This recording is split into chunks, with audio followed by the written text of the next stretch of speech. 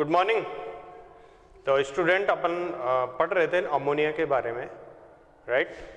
तो अमोनिया की प्रिपरेशन किस तरीके से की जाती है, हैबर प्रोसेस जिसका अपन ने कुछ किस तरीके से उसको बनाया जाता है, क्या क्या रिएक्शंस है ना, और कौन कौन सी परिस्थिति है, कौन कौन सी कंडीशंस हैबर प्रोसेस में रिक्वायर्ड है जिससे अमोनिया का प्रोडक्शन ज़्यादा से ज़्यादा हो।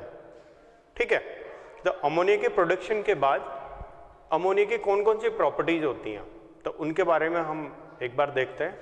तो इस सब के जो नोट्स है ना आप लोग को ऑलरेडी प्रोवाइड करे गए हैं। ठीक है।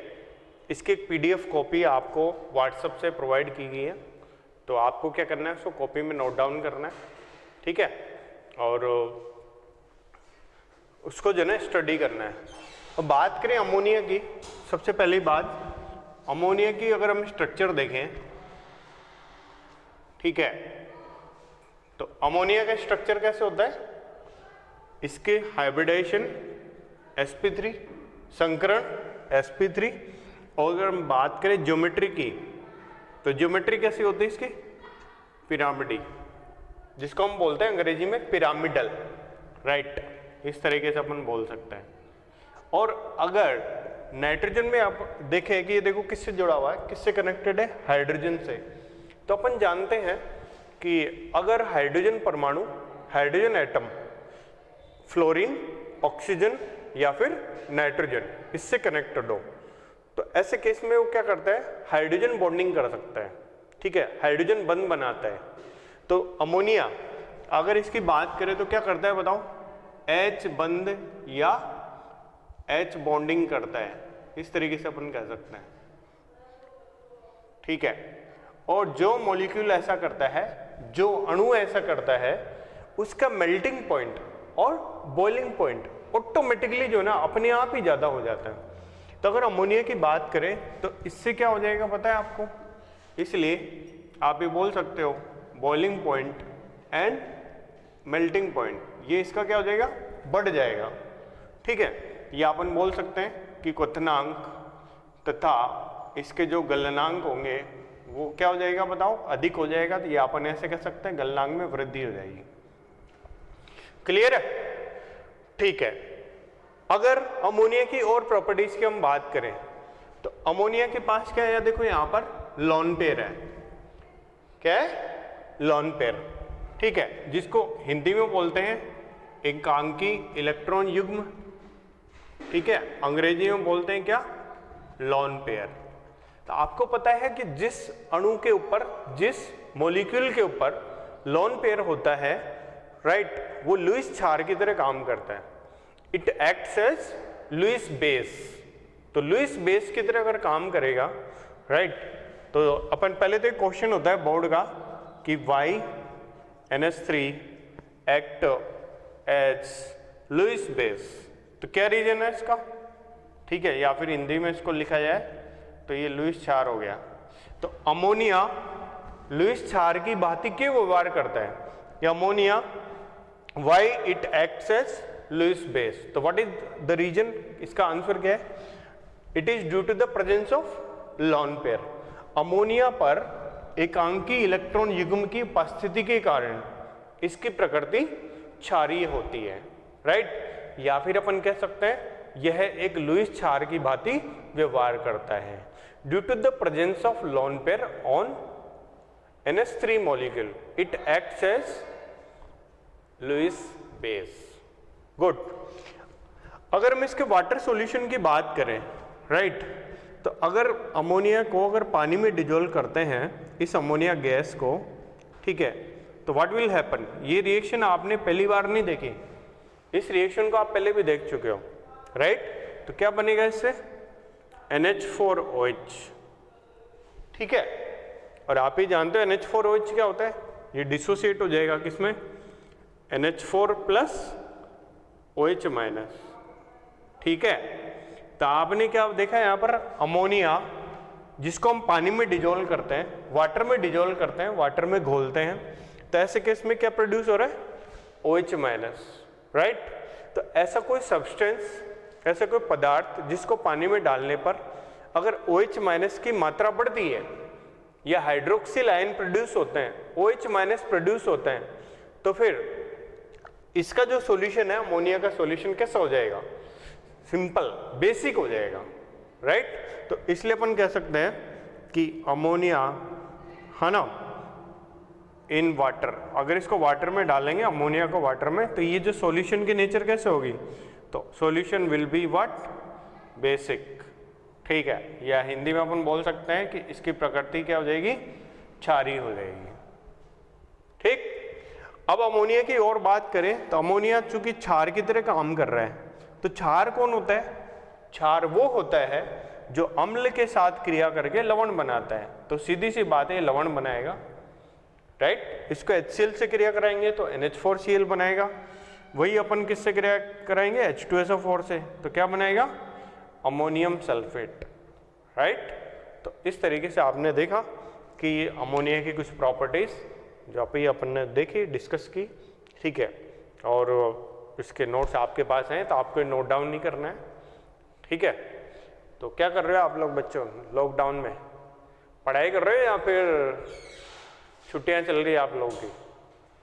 तो बेटा इसको छुट्टियों की तरह नहीं लेना है ना, क्योंकि छुट्टियां नहीं है, ये पूरा वर्ल्ड जो ना, पूरा विश्व, पूरा सारा जहान परेशान है इस कोरोना से, ठीक है। और सारी जो एग्जाम्स है, जैसे नीट एग्जाम है, जेईई मेंस के एग्जाम है, सारी एग्जाम पोस्टपोन हो गई है। तो अपने को क्या करना है? इसका फायदा उठाना है, ठीक है। तो अगर हम और इसमें देखें, आ रहा है क्या इसमें? ठीक है।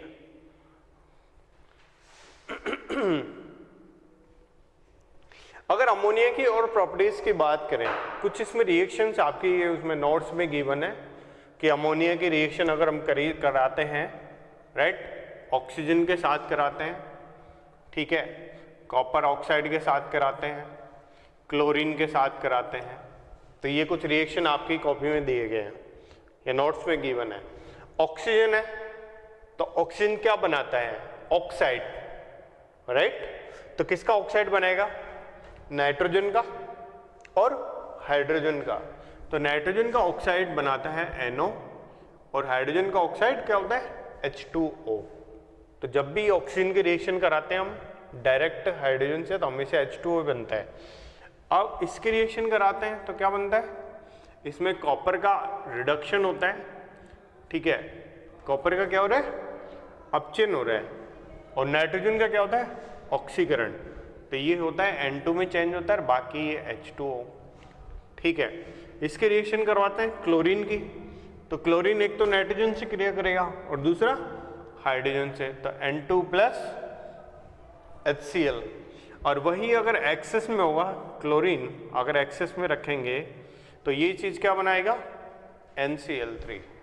ये नाइट्रोजन जो यहाँ पर बना है ये क्लोरीन से और ज्यादा क्रिया करेगा, तो क्या बनेगा? NCl3।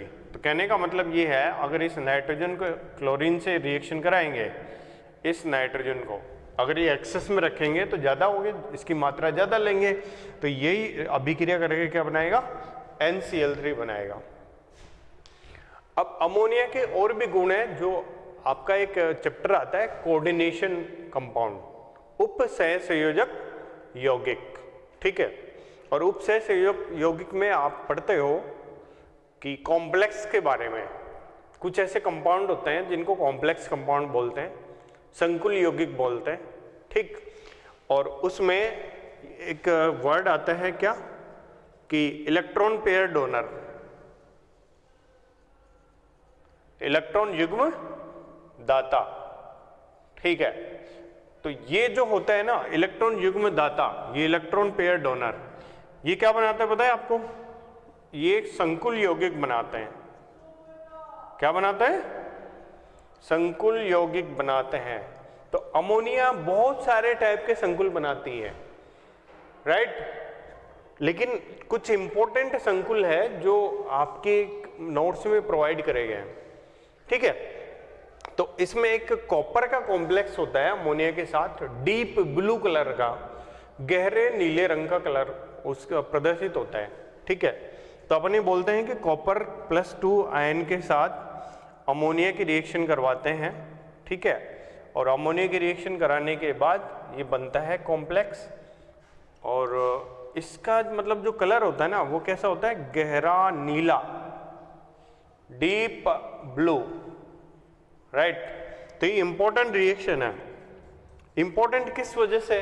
वो ठीक है, एक रिएक्शन लिखा हुआ है यार, इसमें ऐसा क्या है कि इंपॉर्टेंट है? इसमें इंपॉर्टेंट ये है कि अगर कॉपर की जगह कोई दूसरा मेटल हो तो यहां पर ये गहरा नीला कलर नहीं मिलेगा। ऐसा मतलब केवल और केवल कॉपर के साथ हो रहा है, ठीक है, और वो भी केवल कौन, अमोनिया का संकुल होगा तो ही। तो कॉपर विशेष रूप से कॉपर +2 अमोनिया के साथ डीप ब्लू कलर का कॉम्प्लेक्स बनाता है या गहरे नीले रंग का संकुल बनाता है, जो कॉपर +2 की क्या होती है बताओ? ठीक है, हम ये बोल सकते हैं कि ये क्या है, Cu+2 की पहचान होती है, कहने का मतलब, ठीक है।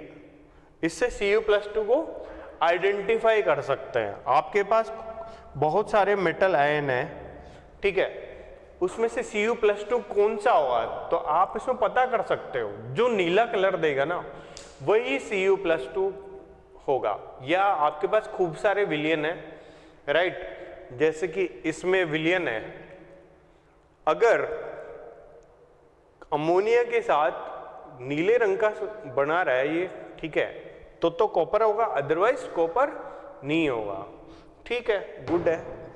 एक और चीज है जो आपके मतलब नोट्स में लिखी गई है कि AgCl में अगर हम अमोनिया का NH4OH अमोनिया का विलयन पास करते हैं, AgCl का अवक्षेप है उसमें अमोनिया का विलयन डालते हैं, तो ऐसे केस में क्या होता है, ये एक संकुल बनाता है AgNH3 2, ठीक है।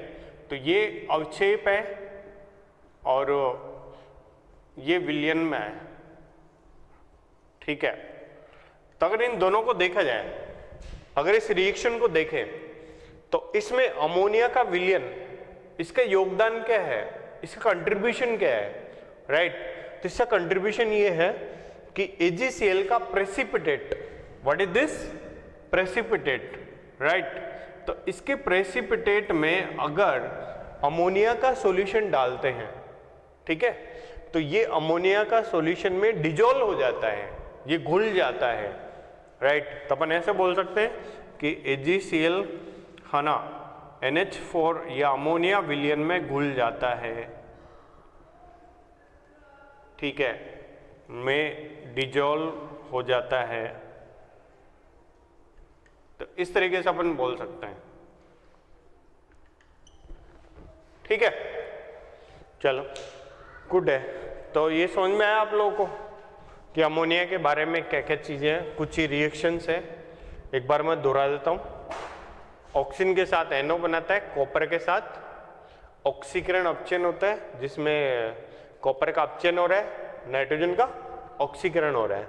क्लोरीन के साथ अगर एक्सेस में हो, आधिक्य में हो, ज़्यादा मात्रा हो क्लोरीन की तो ये बनता है, कम मात्रा हो तो N2 बनता है। NH3 इसके पर इलेक्ट्रॉन पेयर है, लोन पेयर है, तो लोन पेयर है तो क्या होता है, इलेक्ट्रॉन युग्म दाता हो सकता है, इलेक्ट्रॉन पेयर डोनेट कर सकता है। इलेक्ट्रॉन पेयर जो डोनेट करता है वो क्या बनाता है, संकुल यौगिक, कॉम्प्लेक्स कंपाउंड बनाता है वो, ठीक है। तो आप भी बोल सकते हो क्या बनाता है, ये कॉम्प्लेक्स कंपाउंड बनाता है। इसको बोलते हैं कॉम्प्लेक्स कंपाउंड, डबल ब्रैकेट वाले को, बड़े वाला जो ब्रैकेट है, ठीक है ना, और ऐसे कंपाउंड को बोलते हैं कॉम्प्लेक्स कंपाउंड। तो कॉम्प्लेक्स कंपाउंड बनाएगा, जैसे कि एग्जाम्पल के तौर पे ये लिखा आपने और एग्जाम्पल के तौर पे ये लिखा, ये भी कॉम्प्लेक्स कंपाउंड है, संकुल यौगिक है, और ये भी एक संकुल यौगिक है। ये कॉपर का है और वो Ag का है, ठीक, चलो गुड है। तो सभी लोग सेहतमंद रहे, अच्छा खाना खाएं घर पे। सब लोगों को इच्छा होती थी ना घर पे रहें, स्कूल नहीं आना पड़े, है ना। यहाँ पर लोग परेशान होते हैं हम, ठीक है। अब देख लो, आप सभी लोग घर पे हो तो आप काफ़ी खुश होगे, पेरेंट्स के साथ ही आपको रहने को मिल रहा है, ठीक है। लेकिन कुछ लोग अभी भी दुखी होंगे, हो सकता है कि भाई दोस्तों से नहीं मिल पा रहे हैं, वो सबकी अलग अलग थिंकिंग है ना, ठीक है। अगर हम और बात करें, जैसे FeCl3 है, ZnSO4 है, ठीक है, तो अगर इसको इससे रिएक्शन करवाते हैं तो इसमें भूरे रंग का अवक्षेप बनता है।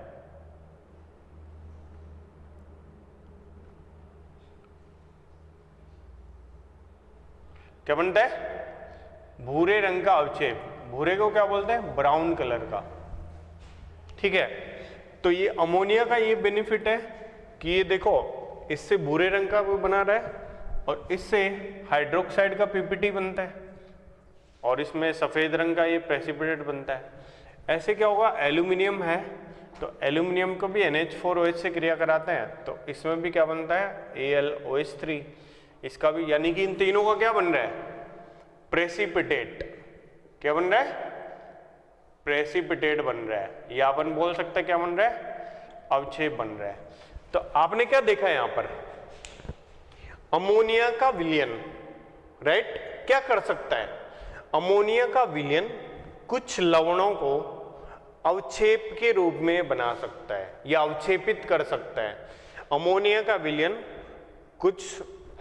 कुछ यहाँ पर जो मेटल दिए हुए हैं उनके सोल्ट से उनको प्रेसिपिटेशन कर सकता है, राइट, ठीक है। तो वो आपके नोट्स में लिखा हुआ है, एक बार मैं दोबारा बताता हूँ क्या लिखा हुआ है।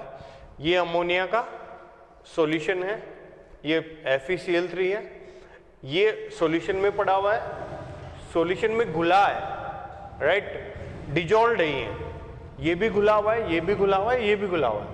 लेकिन अमोनिया विलयन डालने पर अवक्षेपित हो गया, ये भूरे रंग का अवक्षेप बना रहा है, ये सफेद रंग का अवक्षेप बना रहा है और ये भी सफेद रंग का अवक्षेप बना रहा है, ठीक है। यानी कि विलयन से आपने क्या किया, इन तीनों अभिक्रियाओं में विलयन से, ठीक है, आयनों का अवक्षेपण ये आपने किया है यहां पर, ओके।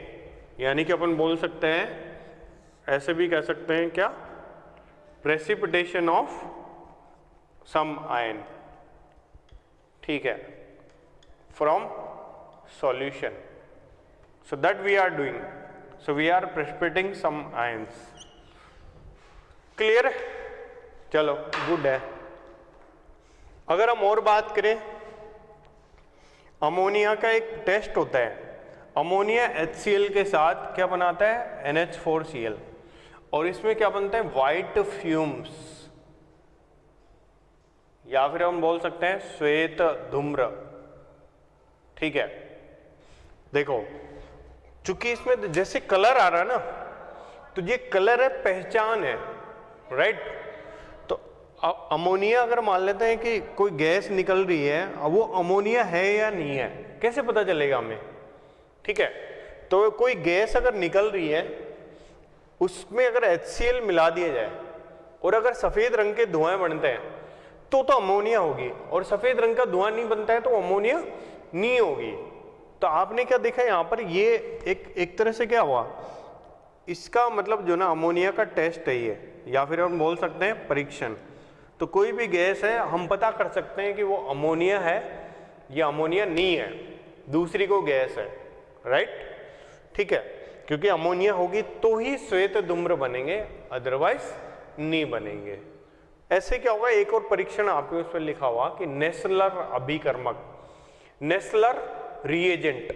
तो नेस्लर रिएजेंट के साथ जो आपकी नोट्स में लिखा हुआ है K2HgI4, ठीक है, तो इसका ऐसे लिखा हुआ है नेस्लर रिएजेंट या नेस्लर अभिकर्मक, ठीक है।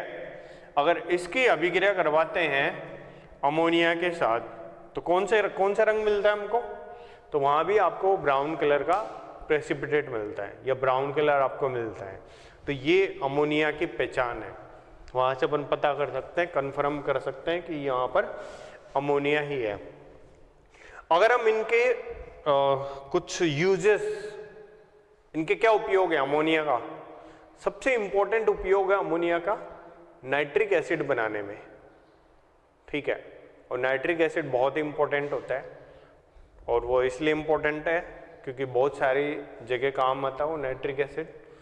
तो नाइट्रिक एसिड बनाने में इसका मुख्य रूप से प्रयोग होता है। ठीक है, 16वें प्रक्रम में अमोनिया का इस्तेमाल होता है।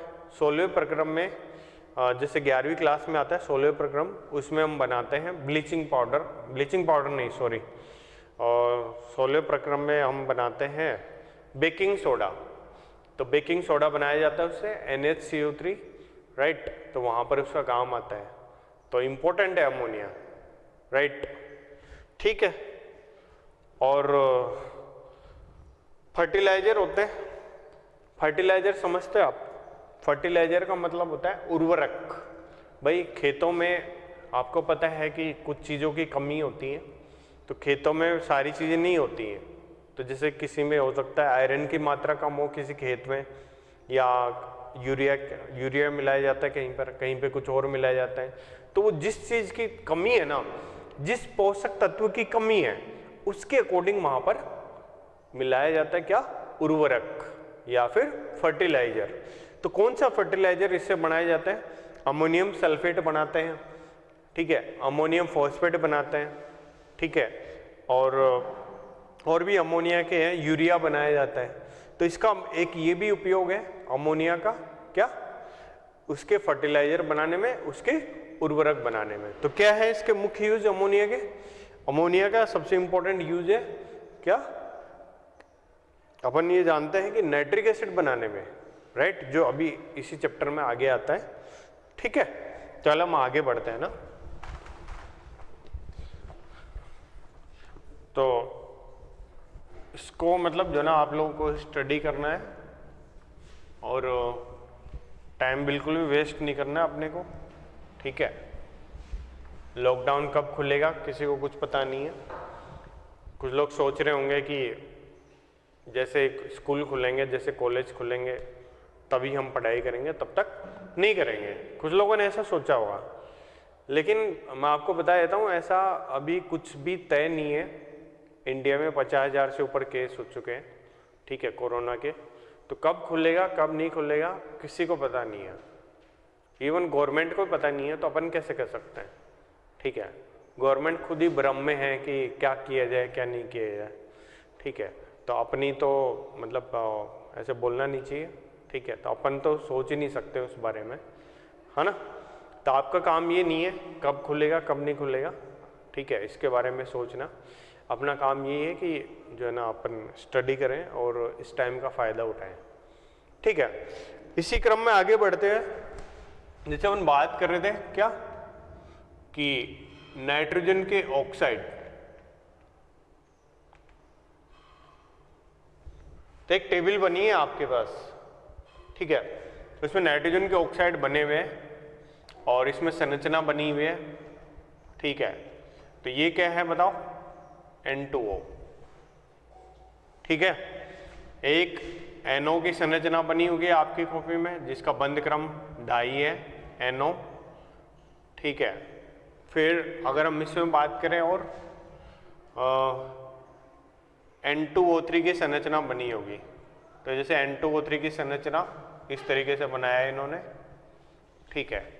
तो दिस इज N2O3 और इनके निर्माण के बहुत सारे मेथड आपके उसमें लिखे हुए हैं, टेबल के रूप में लिखे हुए हैं। ये N2O3 की संरचना ठीक इसी प्रकार से N2O4 बनाया हुआ, NO2 बनाया गया हुआ, ये NO2 की संरचना इस प्रकार से बनाई गई होगी, राइट, ठीक है। और इसी क्रम में आगे बढ़ते हैं अपन। तो ऐसे N2O4 बनाया गया होगा इस तरीके से, ओके, N2O4। और लास्ट में एक और ऑक्साइड है जो आपने लिखा हुआ, क्या वो? N2O5, इस तरीके से। तो ये 5 ऑक्साइड बने हैं आपकी कॉपी के अंदर, नोट्स के अंदर बने हुए। अगर इनमें देखा जाए, इन सबको आप देख रहे हो, ठीक है, तो ये इसको मतलब ऐसे नहीं देखना होता है, इस तरीके से देखना होता है यार क्या चीज़ें इसमें मतलब सेम है, क्या चीज़ें डिफरेंट है। अगर इन ऑक्साइड की बात करें, सबकी स्ट्रक्चर आपके सामने है। ऐसा कौन सा ऑक्साइड है जिसमें NN बंध उपस्थित नहीं है, राइट। ठीक है, तो NN बंध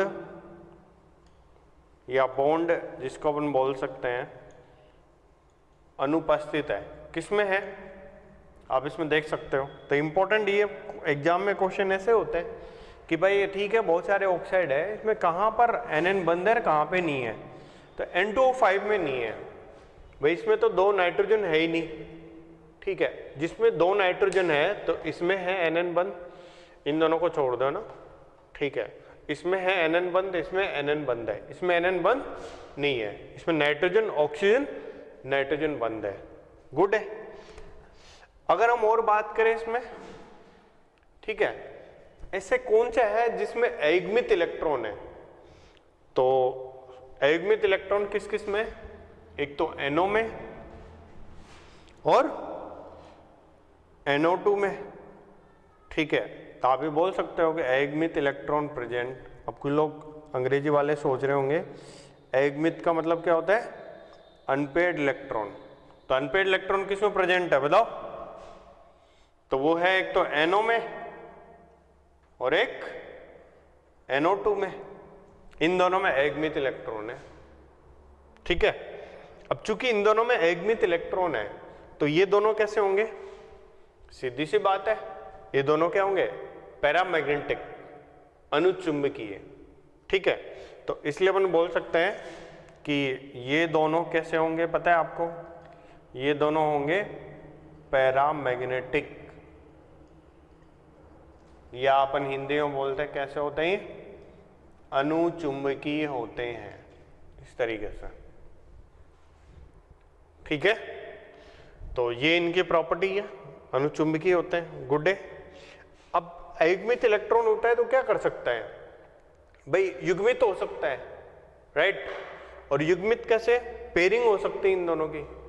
तो क्या क्या पॉसिबिलिटीज है अगर हम इसको बात करें और, ठीक है, तो ऐसे कह सकते हैं ना हम, यानी कि जो ना अगर हमसे और लिखा जाए तो NO प्लस NO, तो ये दोनों जुड़ सकते हैं, तो क्या बना सकते हैं, यानी कि N2O2। ठीक, ये अपन बोल सकते हैं NO2 प्लस NO2, तो क्या बनाएगा, N2O4। ठीक है, जिसकी संरचना यहां पर है। तो एक अयुग्मित इलेक्ट्रॉन यहां पर, एक अयुग्मित इलेक्ट्रॉन यहां पर। ठीक है, तो अगर ये दोनों अगर युग्मित हो जाए, ये युग्मित इलेक्ट्रॉन यहां पर है, एक यहां पर है, अगर इसको युग्मित हो जाए तो क्या बनाएगा, N2O4 बनाएगा। ठीक, तो आप वही बोल रहे हो कि ये दोनों क्या होते हैं पता है, तो अपन बोल सकते हो कि यानी कि NO एंड NO2 क्या होते हैं, द्विलकीकृत। क्या होते हैं, द्विलकीकृत, जिसको अंग्रेजी में बोलते हैं डाइमर, डाइमराइज होते हैं। ठीक है, ओके, ये डाइमर है, 2 मॉलिक्यूल यहां पर जुड़ के ये बना रहे हैं, तो इसको बोलते हैं अपन डाइमर। इसमें इसका डाइमर कौन है, N2O4 है, इसका डाइमर कौन है, N2O2 है, राइट। तो अयुग्मित इलेक्ट्रॉन की उपस्थिति के कारण ये डाइमर बना रहे हैं। अगर इसमें अयुग्मित इलेक्ट्रॉन नहीं होता तो ये डाइमर नहीं बनाते। ठीक है, तो ये इसकी मतलब जो ना प्रॉपर्टी है। तो आप ये देख पा रहे हो, मैं मोटा मोटा यही है कि नाइट्रोजन के ऑक्साइड में कैसे कैसे बनते हैं, तो वो उसकी रिएक्शन आपके नोट्स में लिखी गई है। ठीक है, और अगर इसमें देखा जाए तो ये इनकी संरचनाएं, इनकी संरचनाओं से आपको क्या दिखता है, इनकी संरचनाओं से हमें ये मिलता है कि किसमें अयुग्मित इलेक्ट्रॉन है, किसमें नहीं है। जिसमें अयुग्मित इलेक्ट्रॉन होगा वो पैरामैग्नेटिक होगा, यानी कि अनुचुंबकीय होगा, और जिसमें अयुग्मित इलेक्ट्रॉन होगा वो द्विलकीकृत होगा, डायमर बनाएगा वो। ठीक है, और अगर इनकी बात करें तो इन सारे ऑक्साइड में 2 ऐसे ऑक्साइड हैं जो उदासीन होते हैं, बाकी सभी अम्लीय होते हैं। तो आप ही जानते हो, अम्लीय प्रवृत्ति के बारे में भी आप जानते हो। तो 2 ऐसे कौन से ऑक्साइड है जो यहाँ पर उदासीन है, तो आपको याद रखना पड़ता है। ठीक है, तो 2 ऑक्साइड कौन से, शुरुआत के 2, NO एंड N2O। तो केवल ये दोनों ऑक्साइड कैसे हैं? तो ये वाले उदासीन, जिसको अपन बोलते हैं क्या अंग्रेजी में, न्यूट्रल। तो ये दोनों न्यूट्रल ऑक्साइड है, N2O और NO। बाकी ये भी एसिडिक अम्लीय, ये भी एसिडिक यानी कि अम्लीय, ये भी एसिडिक अम्लीय, ये भी एसिडिक है। तो सारे एसिडिक है इन दोनों को छोड़ करके, ठीक है। और अगर हम बात करें कि सबसे ज्यादा एसिडिक कौन होगा, तो ये अपन पहले बता चुके हैं आप लोगों को। ऑक्सीकरण अंक, ऑक्सीडेशन स्टेट, जो आपने पढ़ा है क्या होता है ऑक्सीडेशन स्टेट। तो अगर ऑक्सीडेशन स्टेट ज्यादा होगी तो फिर वहां पर उसकी अम्लीय प्रवृत्ति ज्यादा होती है, ठीक है। तो इसमें सबसे ज्यादा अम्लीय कौन सी होगी, क्योंकि इसकी ऑक्सीकरण अवस्था कितनी है पता है आपको, +5। तो सर्वाधिक अम्लीय कौन है, N2O5 है। और सबसे कम अम्लीय N2O, क्योंकि यहां पर ऑक्सीकरण अंक कितना है, +1 है। तो ये +1 सबसे कम अम्लीय, +5 वाला सबसे अधिक अम्लीय, ठीक है। चलो गुड है, अच्छी बात है। एक चीज और है कि यहां पर N2O5 को क्या बोला जाता है, N2O5 को बोला जाता है HNO3 का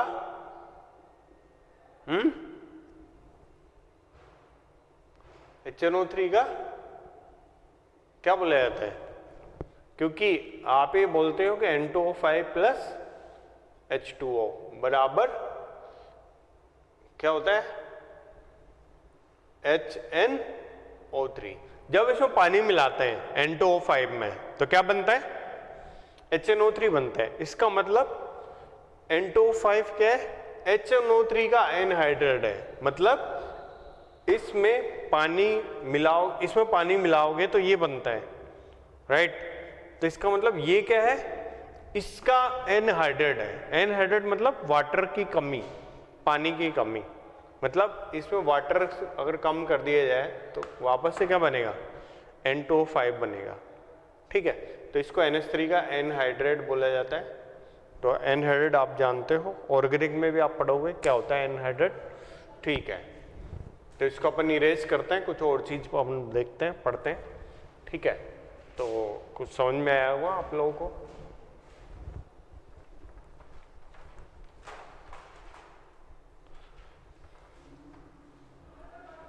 गुड है, ठीक है बच्चों।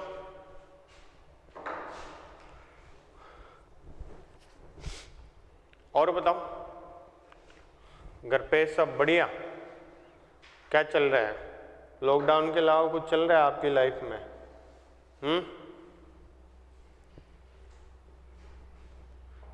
ठीक है। आपके नोट्स में और क्या गिवन है, नोट्स में आपको दिया गया है एसिड के बारे में, राइट। तो कौन कौन से एसिड वहां पर लिखे गए, एक तो लिखा हुआ है HNO2, ठीक है, जिसको अपन नाम क्या दे रहे हैं, नाइट्रस। क्या नाम है, नाइट्रस एसिड, ठीक है। तो इसको हिंदी में नाइट्रस बोलते हैं और अंग्रेजी में भी नाइट्रस ही बोलते हैं। तो ये नाइट्रस एसिड है। तो नाइट्रस एसिड क्या होता है, अस्थायी होता है। उसको क्या होता है, मतलब अभिक्रियाओं के दौरान ही उसको बनाया जाता है। जिस अभिक्रिया में आवश्यकता होती है उसके अभिक्रिया के दौरान ही उसको बनाया जाता है, क्योंकि HNO2 क्या होता है, अस्थायी होता है, तो बना के उसको रख नहीं सकते हो, राइट। तो आप भी बोलते हो कि क्या होता है, अनस्टेबल होता है, ठीक है, डिकम्पोज हो जाता है। अनस्टेबल मतलब बचेगा नहीं, हो अस्थायी है, डिकम्पोज हो जाएगा, क्योंकि HNO2 जो है ना अपने आप ही डिकम्पोज हो जाता है, किसके अंदर, HNO3 के अंदर डिकम्पोज हो जाता है, ठीक है। और साथ में क्या बनता है, प्लस H2O। तो ये प्रोडक्ट बन जाते हैं उनसे, ठीक है, डिकम्पोज होने पर। तो ये यहाँ पर दिक्कत है इसमें, ठीक है। और अगर हम बात करें इसकी HNO3 को, HNO2 को कैसे बनाते हैं, इसको मतलब अभिक्रियाओं के दौरान बनाते हैं, जैसे NaCl+, ये HCl+, NaNO2 ऐसे बनाया जाता है। तो इससे बनेगा क्या, HNO2 प्लस NaCl। तो अभिक्रियाओं के दौरान बनाया जाता है। ये विशेष रूप से इस्तेमाल होता है ऑर्गेनिक के अंदर, ये वाली अभिक्रियाओं में, बेंजीन की अभिक्रियाओं में, राइट। तो HNO2 की अभिक्रिया होती है, लेकिन HNO2 तो होता नहीं है, ये प्रयोग करते हैं। HNO2 का प्रयोग नहीं करते हैं, इसका इस्तेमाल नहीं करते हैं, इसका इस्तेमाल करते हैं, राइट। HCl plus NaNO2। चलो गुड है। अब इसमें एक इंपॉर्टेंट एसिड आता है HNO3, क्या नाम है इसका, नाइट्रिक एसिड। और इसकी अगर स्ट्रक्चर की बात करें, ठीक, तो इसकी स्ट्रक्चर कुछ इस टाइप से होती है। ये HNO3 है, OH।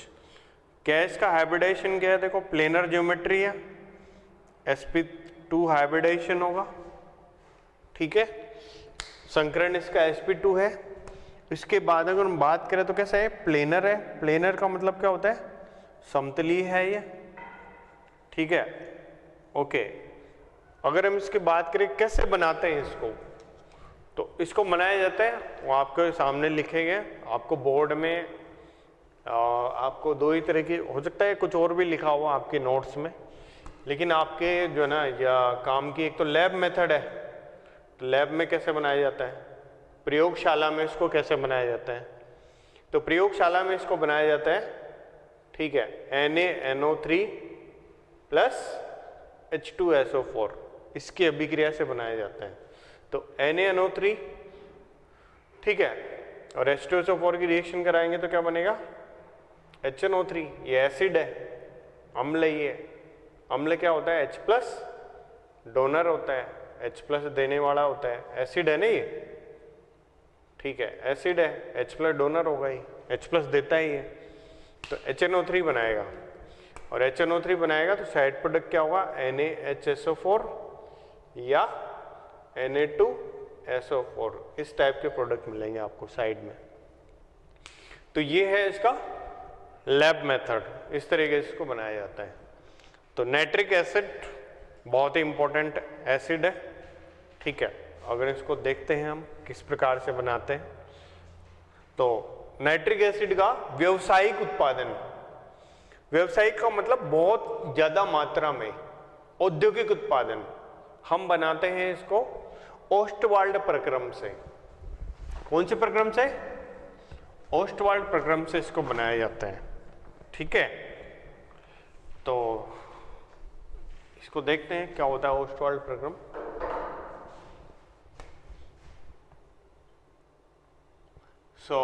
ओस्टवाल्ड यहां पर एक साइंटिस्ट का नाम है, ठीक है।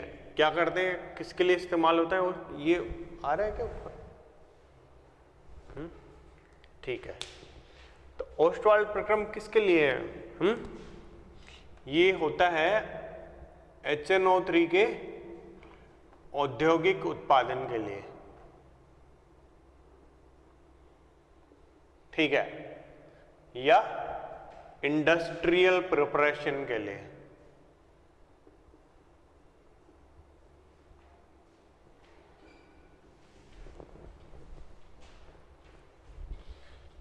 राइट।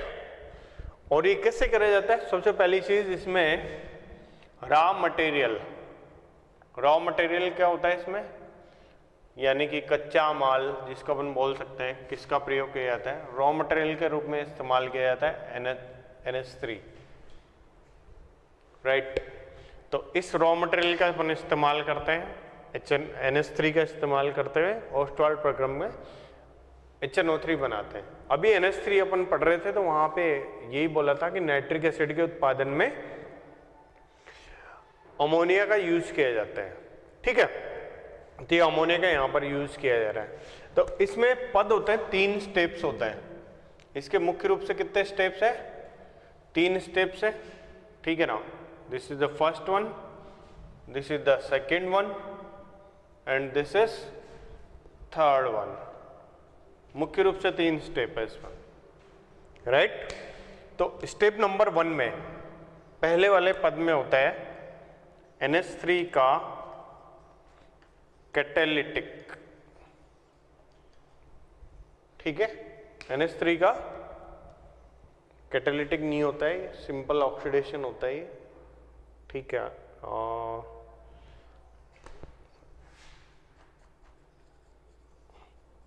NH3 का क्या करते हैं, कैटालिटिक ऑक्सीडेशन करते हैं, यानी कि इसको क्या बोलते हैं, उत्प्रेरकी ऑक्सीकरण करते हैं इसका,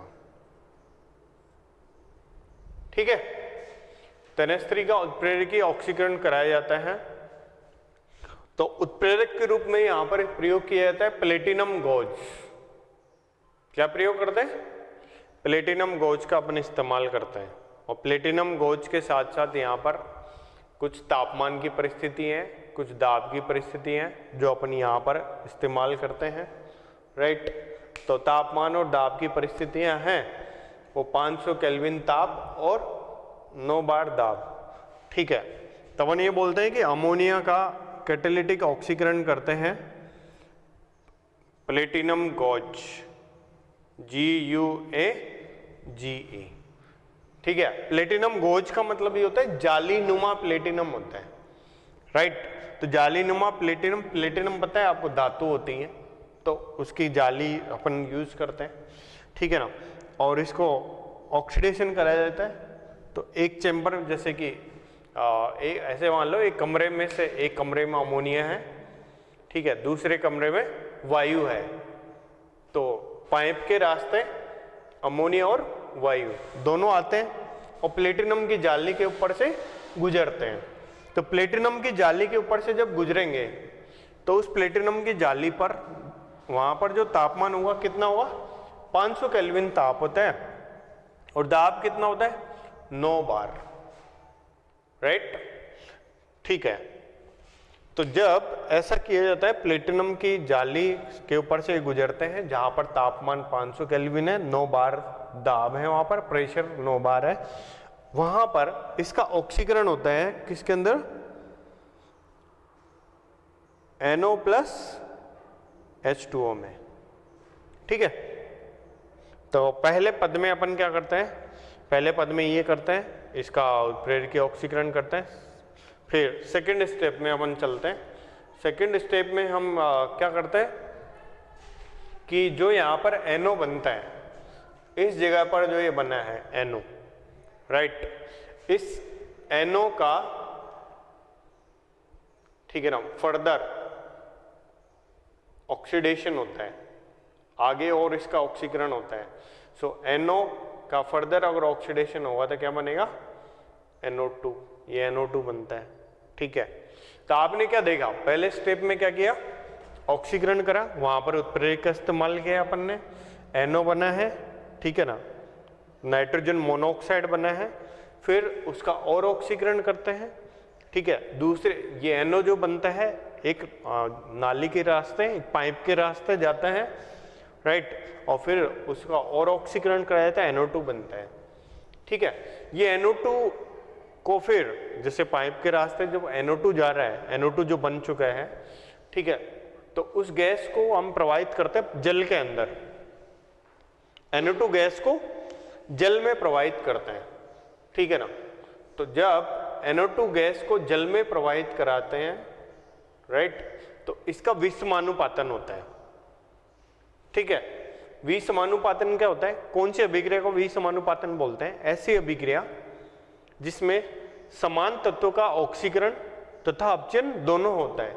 तो इसमें नाइट्रिक एसिड, मतलब ये जो है ना, अगर हम इसकी बात करें एसिडिक है ये, NO2 कैसा होता है, एसिडिक। तो आप जानते हो कोई भी ऑक्साइड है उसको पानी में डालोगे तो अगर एसिडिक है तो क्या बनेगा, एसिड, और बेसिक ऑक्साइड है, क्षारीय ऑक्साइड है, पानी में डालोगे क्या मिलेगा, क्षार।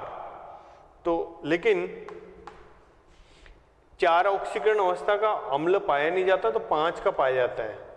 तो 5 का कौन होता है, नाइट्रिक एसिड, ठीक है। तो इससे बनता है नाइट्रिक एसिड बन जाता है इससे, और प्लस साइड प्रोडक्ट के रूप में NO मिलता है, ये साइड प्रोडक्ट, जैसे पिक्चर में होता है ना साइड हीरो, तो ऐसे क्या है, साइड प्रोडक्ट बनता है। और इस साइड प्रोडक्ट बड़ा ही यूजफुल है। ये यूजफुल कैसे है ये बताओ, यूजफुल ऐसे है क्योंकि इससे बना हुआ NO वापस से इस्तेमाल हो सकता है इसमें, क्योंकि सेकंड वाले स्टेप के अंदर NO यूज हो रहा है, NO खर्च हो रहा है ना सेकंड वाले स्टेप में। तो अगर ये वापस से हमें मिल जाए तो हमारे लिए तो बहुत फायदे वाली चीज है, राइट। तो हमारे पास जो ये साइड प्रोडक्ट बना, ये वेस्ट नहीं है हमारा, ये साइड प्रोडक्ट ये बेकार नहीं है, ठीक है, इसको पुनः अपन इस्तेमाल कर सकते हैं। तो अपन ये बोलते हैं लास्ट में इसको क्या करते हैं, रिसाइकिल करते हैं या फिर पुनः चक्रण करते हैं, इसका पुनः चक्रण करते हुए इसको NO को क्या बनाते हैं, NO2 बनाते हैं और फिर वापस से ये होता है इसमें, ठीक है ना। तो इस तरीके से तो ये पूरी ओस्टवाल्ड प्रक्रम है, जिसका एक डायग्राम आपको हो सकता है NCERT की किताब में आपको डायग्राम दिया गया होगा, ठीक है। तो आपको क्या करना है, वो डायग्राम देखना है कैसे कैसे बनाते हैं, क्योंकि अभी आपको जो ना बोर्ड के एग्जाम देना है, तो बोर्ड के एग्जाम में एज सच ये पूरा नहीं बताना होता है। तो बोर्ड के एग्जाम में छोटे छोटे क्वेश्चन होते हैं नाइट्रिक एसिड के ऊपर, कि भाई नाइट्रिक एसिड है ना कि अम्लीय क्यों होता है, नाइट्रिक एसिड उससे क्रिया क्यों करता है, तो वो वाले क्वेश्चंस होते हैं। नाइट्रिक एसिड की प्रॉपर्टीज क्या है, ठीक है। तो ये निबंधात्मक प्रश्न पहले आते हैं कि ओस्टवाल्ड प्रक्रम को समझाइए, पूरा ओस्टवाल्ड प्रक्रम आपको बताना है, ठीक है। ऐसा अब क्वेश्चन नहीं आता है वैसे, ठीक है। तो इसको याद करना है आपको, याद क्या करना है, इंपॉर्टेंट क्या है इसमें, एक तो ये जालीनुमा प्लेटिनम का इस्तेमाल करते हैं, कितने ताप कितने दाब ये याद करना है, और इसका पुनः चक्रीकरण होता है ये पता होना चाहिए, और यहाँ पर क्या होता है, विसमानुपातन होता है, ठीक है, ये इंपॉर्टेंट है, ये विसमानुपातन अभिक्रिया ये है, ठीक है। तो ये आपको याद करना है। कितने मिनट का हो गया, हो गया।